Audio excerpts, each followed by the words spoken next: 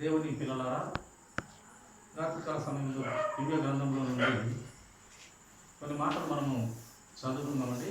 దేవుని ఆలోచన విధానము లేక బైబిల్ గ్రంథంలోని మాటలు మనము విన్నవారు ధన్యులు, చదివిన వారు ధన్యులు, దాని ప్రకారం ఆజ్ఞ ప్రకారం నడుచుకున్న వారు మరీ ధన్యులు అని దేవుని వాక్యం మనకు తెలియపరుస్తూ వచ్చినది. కనుక రాత్రికాల సమయం ముందు మనము కొన్ని మాటలతో, దేవుని మాటలతో ఆయన ఆలోచనలకి వెళ్ళినట్లయితే మన జీవితాలకు మంచిది. కనుక మనం ఈ లోకంలో ఆయన మాట చొప్పున బ్రతికినట్లయితే మనకు ధన్యత, దీవెన, ఆశీర్వాదాలు కనుక ఈ ఆలోచన దేవుడు ఉన్నారు కనుక పరిశుద్ధత కలిగి బ్రతకమని చెప్తున్నారు. కనుక అతి స్థితిలో మీకు ఎదుటకు దేవుడు మనకు అందరికీ దేవుడు కృప చూపించి, దయ చూపించి సత్యమైన మార్గంలో వర్తిలుటకు కృప చూపించిన గాక. చేరువచ్చిన మరొకసారి హృదయపూర్వక ఇంటూ వందనాలండి, నమస్కారాలు. గ్రంథం నుండి లూకా సువార్త 8వ అధ్యాయం 3వ వచనము మరొకసారి చదువుకున్నాం. వీరును ఇతరులు అనేకులను తమకు కలిగిన ఆస్తితో వారికి ఉపచారం చేర్చువచ్చిరి. ఇక్కడ కొంతమంది అంట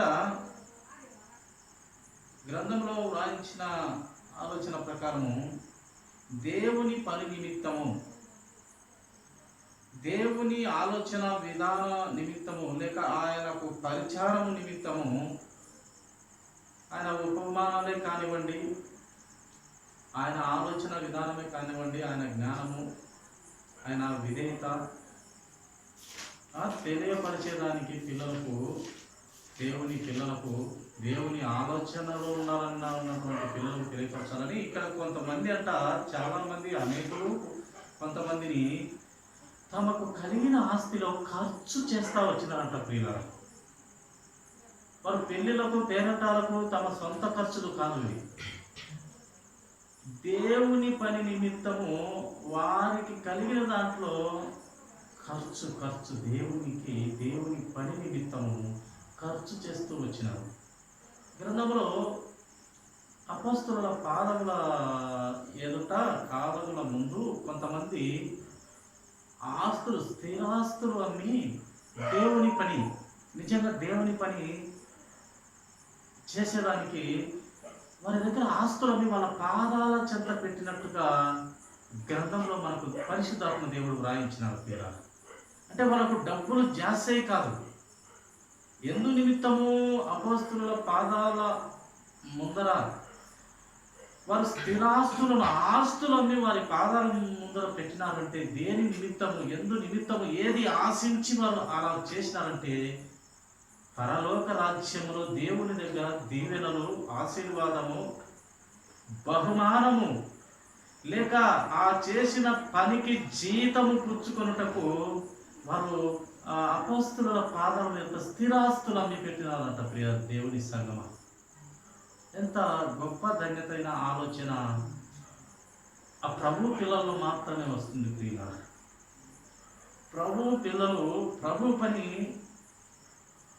చేస్తారు, ప్రభు ఆలోచన నెరవేరుస్తారు, ప్రభు కోసం ప్రాణాలు సైతం పెడతారు. ఎంతోమంది భక్తురాళ్ళు తమ తలలను కూడా ఇచ్చినటువంటి హతసాక్షులు మనకు ఆ 12 మంది శిష్యులను, ఇంకా అనేక మందిని ఇప్పటికీ హతసాక్షులు అవుతున్నటువంటి క్రైస్తవ పిల్లలు ఎంతో మంది దేవుని ఆలోచన చొప్పున ప్రాణాలు సైతం లెక్క చేయక పెడుతున్నారు. అంటే ఏది ఆశించి పెడుతున్నారు వాళ్ళు? పరలోక రాజ్యము, తండ్రి దగ్గర ఉండుట కోసము, పరిశుద్ధ పట్టణంలో ఉండేదానికి ఈ లోకంలో ఆశించి కాదు. నిజంగా దేవుని పిల్లల ఈ లోకంలో ఏదో పిల్లలకు ఇంత సంపాదించి ఇచ్చిపోదామని కాదు. వాళ్ళు పిల్లలకు కానీ, బంధువులకు కానీ, దాయాదులకు, అక్కచెల్లెలకు, అన్నలకు, వీళ్ళకు చేసి ఏదో సంపాదించుకోవడం కాదు. వాళ్ళకు కంటికి కనపడని దేవుడు, అదృశ్యుడైన దేవుని లక్షణములను గుర్తించి ఆ నిలువరమైన పట్టణంలో పరిశుద్ధుడు ఒక లేదా ముగ్గురుగా పిలువబడుతున్న ఒక మన దేవుడు ఉన్నాడు. అది ఆశించి లోకంలో ఎంతో ఖర్చు చేస్తూ ఉన్నారని మనకు దివ్య గ్రంథం మనకు తెలియపరుస్తున్నారు. కానీ ఇప్పుడు చాలామంది డబ్బులు లేనివారంటే, పేదవారంటే ఖర్చు చేయలేము, కానీ తినేదానికే మనకు ఉండదు. పని చేసుకోవాలా, కూలి చేసుకోవాలా, తినాలి. మనం ఇవ్వలేని పరిస్థితే. కానీ ఉన్నా కూడా ఇవ్వలేనటువంటి పేదలు కొంతమంది ఉంటారు, ధనవంతులైన పేదలు ఉంటారు. ఇలాగ ఆలోచన చేయటం కొంతమంది అలా మంచి ఆలోచన కలిగి చేసేది. చాలా మటుకు ధనం అంటే ఆపేక్ష, స్థలాలంటే ఆపేక్ష, నిద్రలు మేడలు కట్టాలంటే ఆపేక్ష. కట్టొచ్చు, ఉండొచ్చు, బాగుండొచ్చు, హీనంగా ఉండకూడదని ప్రభు ఆలోచన అయితే కాదు. దరిద్రంగా ఉండమని ప్రభు ఆలోచన అయితే కాదు. కానీ దేవుని పనులు కొన్ని నీవు చేయగలిగే స్థితిలో నీవు ఉంటే దేవుడు సంతోషిస్తాడు. నీవు పెట్టిన ఖర్చుకు మళ్ళీ రెట్టింతలు, పదింతలు దేవుడు ఇచ్చే కృపగలిగిన దేవుడు పరమందున్నాడు. నిజంగా దేవుని పనిలో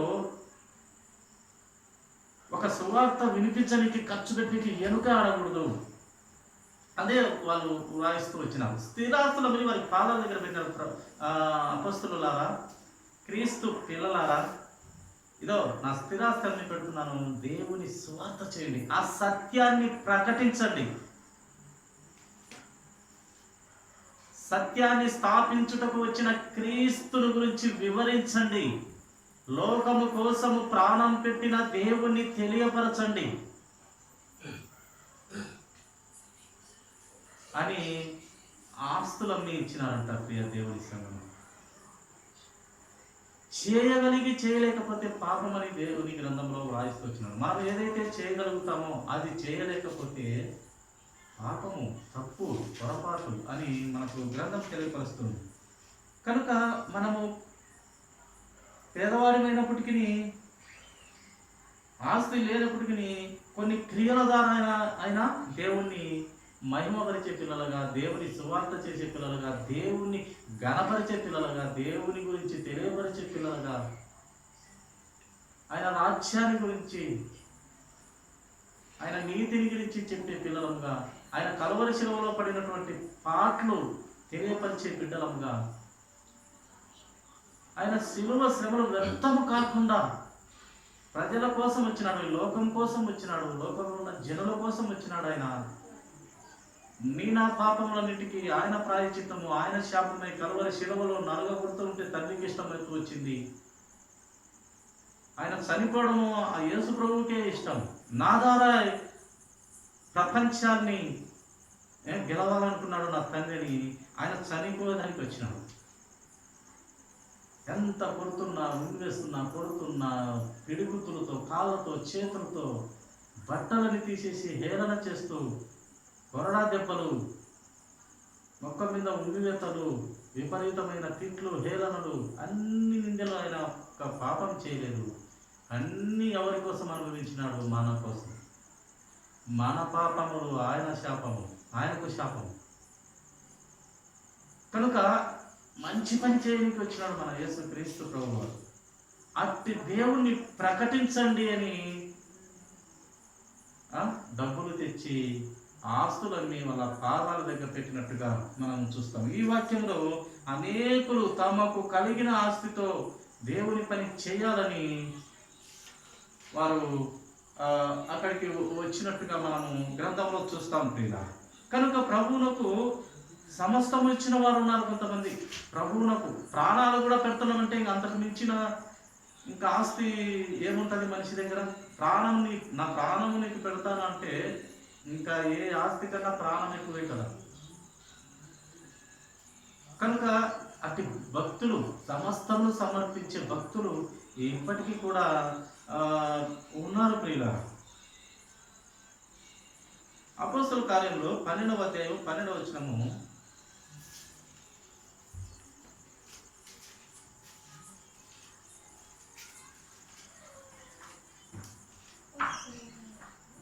అపోస్తలుల కార్యంలో 12వ అధ్యాయము 12వ వచనము మాట మనం చదువుతున్నామండి.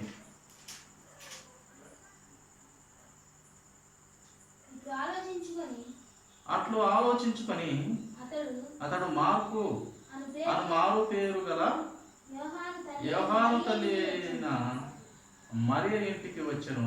అక్కడ అనేకులు కూడి ప్రార్థన చేయుచుండిరి. ఒక పనికిమాలిన విషయం కోసము అనేకులు కూడి ముసలమ్మ ముచ్చట్లు పెట్టుచుండిరని బైబిల్లో ఇక్కడ వ్రాయిస్తా లేదు దేవుడు. ఒక మంచి పని అనేకులు కూడి ప్రార్థన చేస్తూ వచ్చినారు. కానీ ఈ లోకంలో మనకు అలా జరగదు, అలా కుదరదు.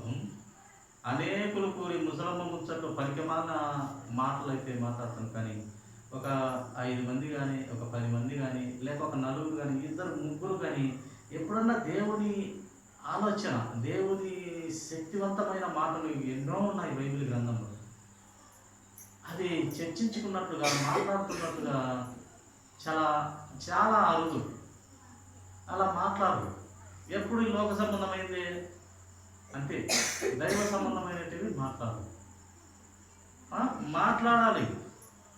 దేవుడు 2 3 నా గురించి మాట్లాడినా, నా ఆలోచన గురించి నా పిల్లలు మాట్లాడుతుంటే నాకు సంతోషం. నాకు సంతోషమే కాదు, వారు మాట్లాడుతున్నటువంటి నా విషయాలను మాట్లాడుతున్నారు కదా, ఆ విషయమై నేను సంతోషపడుతూ ఒక గ్రంథాన్ని నేను వ్రాస్తాను. ఒక గ్రంథాన్ని నేను వారు మాట్లాడినటువంటి మాటలు నేను ఒక గ్రంథాన్ని వ్రాస్తూ ఉన్నాను పరలోక రాజ్యములని ప్రభువు మాట మనకు సెలవిస్తూ ఉంది గ్రంథంలో.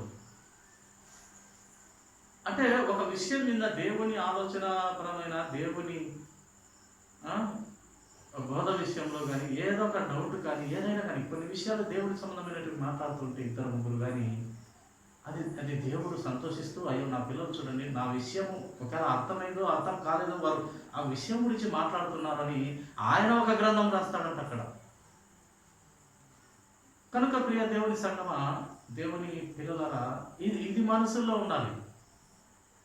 ఎప్పుడు లోక సంబంధమైన మాటలు మాట్లాడవచ్చు, అప్పుడప్పుడు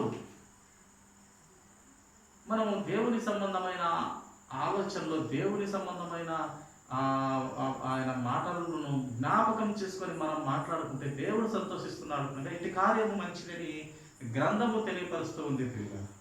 నేను చెప్పేది కాదు, కానీ గ్రంథం చెప్తున్నటువంటి మాట. పెద్దలు మాట సద్దన్న మూట అన్నట్టు దేవుని మాట అన్నిటికన్నా పెద్ద మూట. అది పెద్దల మాట కన్నా, సద్దన్న మూట కన్నా పెద్ద మూట అది. మనం నిత్యత్వంలోకి చేర్చే ఆ మాట అయినటువంటి మూట. కనుక దేవుని సంగమా,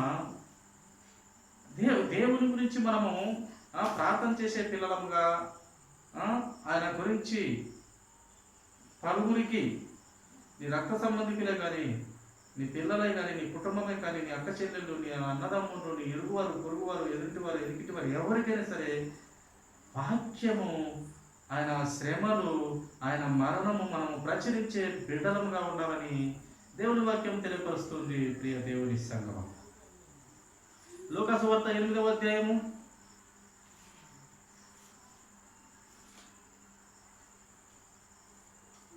మార్కు సువార్త 14వ అధ్యాయము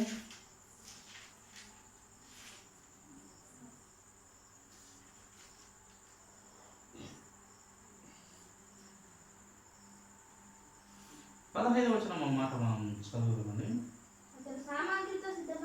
అతడు సామాగ్రితో సిద్ధపరచబడిన గొప్ప మేడగది మీద నీకు చూపించును, అక్కడ మన కొరకు సిద్ధపరచుడని చెప్పి తన శిష్యులలో 2 పంపాను. ఈ దైవ సంబంధమైన కార్యములు నెరవేర్చాలని శిష్యులు చెప్తున్నటువంటి మాటలుగా మనము ఇక్కడ చదువుతూ ఉన్నాం. దైవ సంబంధమైన కార్యములు గొప్పవి. కనుక ఆ కార్యములు మనము నిర్లక్ష్యం చేయక చేసే పిల్లలుగా మనము ఉండాలని మనకు ప్రభువు తెలియపరుస్తూ ఉన్నారు. అదే అపోస్తల కార్యంలో 13వ అధ్యాయము 5వ వచనము మరొక ఆలోచన మనం దేవుడిని చూస్తామండి. అపోస్తల కార్యంలో 13:5 చదువుమాట.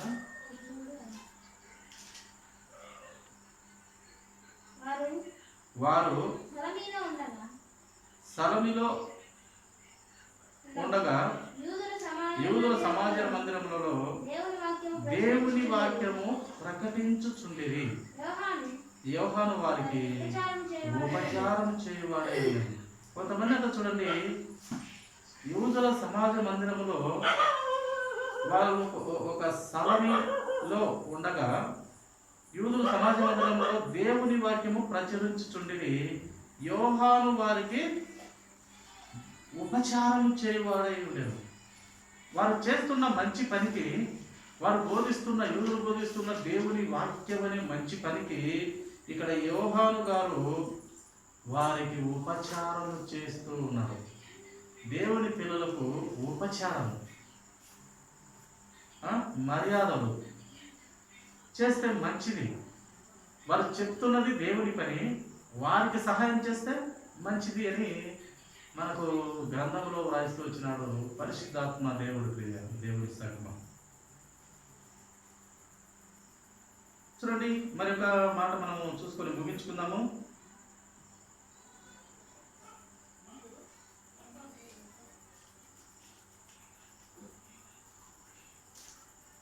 తిమోతికి రాసిన 2వ పత్రిక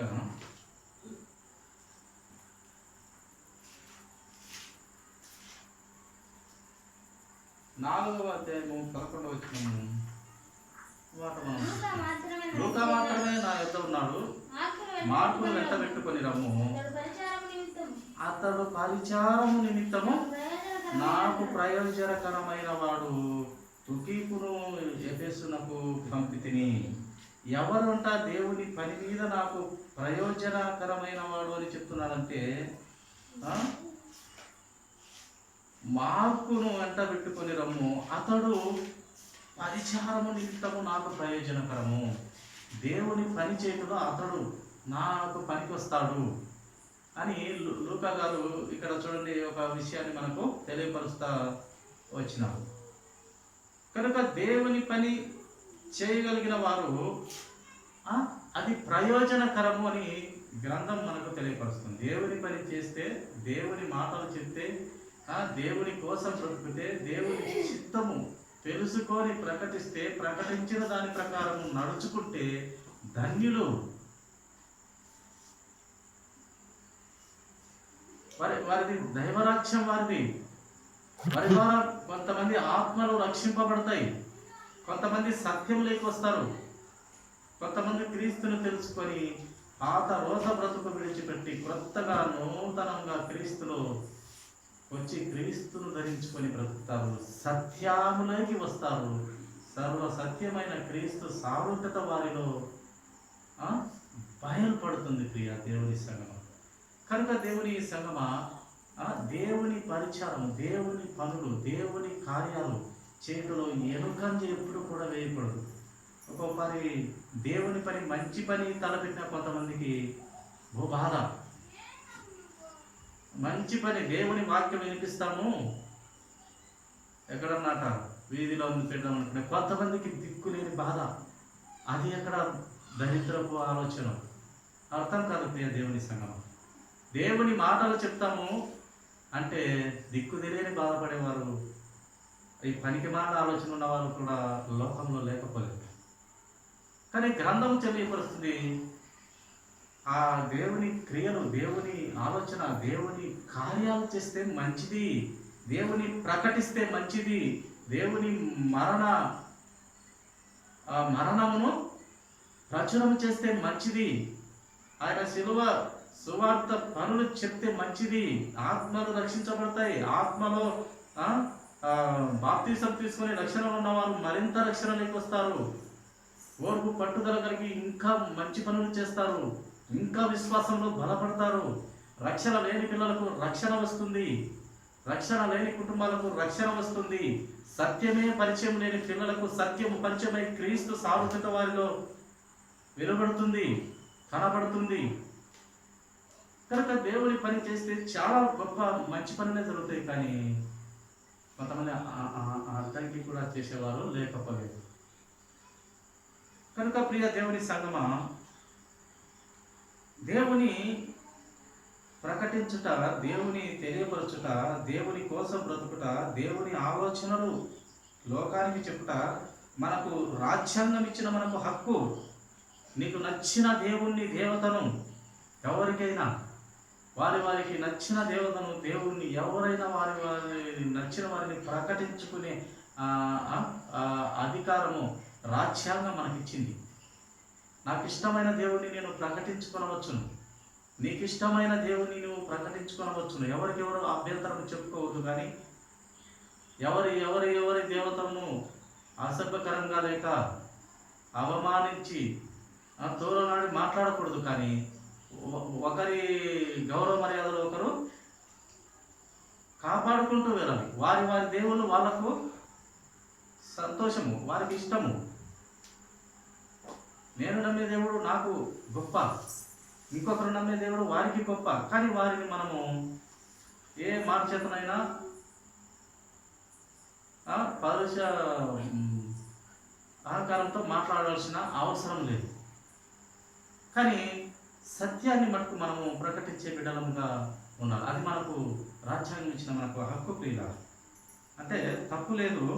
మన దేవుణ్ణి, నీకు ఇష్టం వచ్చిన దేవుణ్ణి నువ్వు ప్రకటించుకునే హక్కు మనకు రాజ్యాంగం మనకి ఇచ్చింది. కనుక మన సృష్టికర్త అయిన మన యేసయ్యను మనము ఆ పరిశుద్ధిని మనము ఆ నీతిమంతుని, ఆ యథార్థవంతుని, ఆ ఉన్నతమైన కోటాను కోట్లు లక్షణము, మంచి లక్షణములు కలిగిన దేవుణ్ణి మనము ప్రకటించుకుంటామంతే.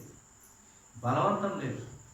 ఇది సత్యమైన దేవుడి ఆలోచన విధానం. ఇది ఇష్టం ఉంటే ఆయన రెండు చేతులు చాచుతూ ఆహ్వానిస్తాడు, ఇష్టం లేకుంటే నీ ఇష్టం బిడ్డ అన్నట్టు అంతే. దేవుడు ఎవరిని బలవంతం పెట్టేవాడు మారు. ఇష్టంగా వస్తే దేవుని కృప, ఆయన కనికరం, ఆయన దాక్షిణ్యము, ఆయన రక్షణ వరము ఇవన్నీ పొందుకుంటారు. ఆయనకు ఇష్టం లేకుండా బ్రతికినట్లయితే, ఆయన దగ్గరకు రాకున్నట్లయితే అవి కోల్పోతారు అంతే. అది మనం నమ్ముతున్నటువంటి విశ్వాస విషయం. కనుక దేవుని సంగమా, ప్రభువునకు సమస్తము ఇచ్చిన గొప్పవారు మనకు ఈ గ్రంథంలో ఉన్నారు. ప్రాణాలను సైతం ఇచ్చినటువంటి గొప్పవారు, ఆస్తులని పాదాల చెంత పెట్టిన వారు, దేవుని పనుల కోసం చూడండి, ఇక్కడ మార్కును వెంటబెట్టుకొని రమ్ము, అతడు మంచి పరిచారం చేస్తాడు, అతడు నా దగ్గర ఉంటే నాకు ప్రయోజనకరము, దేవుని పనులకు చేస్తాడు, దేవునికి ప్రయోజనకరము, దేవుని సువార్త బయలుపరచబడుతుంది అని ఇక్కడ మనకు వివేక గ్రంథంలో దేవుడు రాయిస్తూ వచ్చినాడు. కనుక ప్రియ దేవుని సంగమా, దేవుని మనము విన్నదాని ప్రకారం నడుచుకొని, విశ్వాసం ఉంచి, రక్షణలోకి వచ్చి దాని ప్రకారం మనం ప్రకటించగలిగే స్థితిలోకి వెళ్ళాలి. ఎప్పుడు మనము చట్టిపిల్లలాగా పాలు తాగే స్థితిలోనే ఉండకూడదు.